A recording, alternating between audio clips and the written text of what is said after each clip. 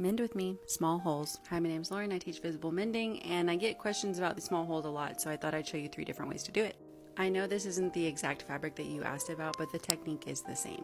I'm using a piece of scrap from my stick and stitch starter guide, and I'm going to use the Frixion Gel Ink erasable pen to draw a little heart or any kind of shape you want to embroider over your little hole. I will say do not do this with regular ink. You're going to need erasable marking tool, so you can use a pencil to get you a nice crisp line if you don't have this pen. The adhesive transfer paper washes away, the ink does not, so learn from my mistakes and don't draw with regular ink.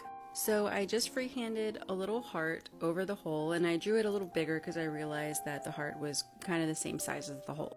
I used some embroidery stabilizer. You can also use a thin t-shirt at this point, or somebody said a dryer sheet, which is really cool. And I just used the satin stitch to embroider over the whole shape. And that's fixed. I can wash away the backing, but the hole is covered. And we're gonna move on to 2 other holes on my sleeve. I'm using an old t-shirt. I've been cutting up on this t-shirt for a while. This is a great reuse for maybe not donation worthy clothing.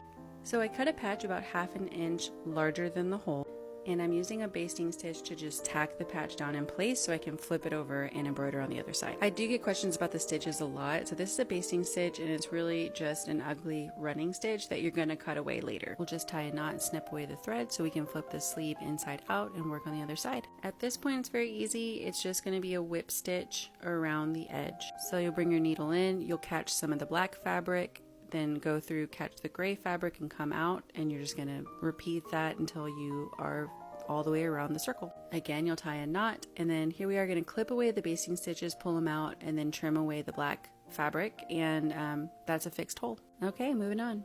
Now this one I am not going to put a patch behind it. I'm just going to reinforce the fabric around the hole, so it's still going to be a hole. You're going to see skin through it, but it's not going to get bigger, and you're not going to rip it or stretch it.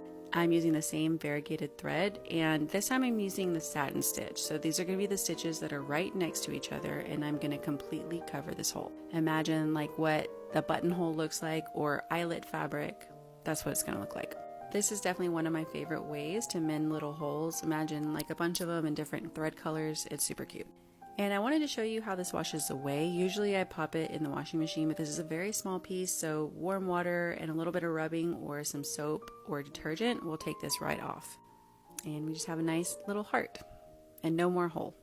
And this is what it looks like when it's all dry. I really like that heart. I enjoy the variegated thread quite a bit. I think it takes a lot of effort out. You don't have to switch threads, and it just changes colors on its own. It's really cool.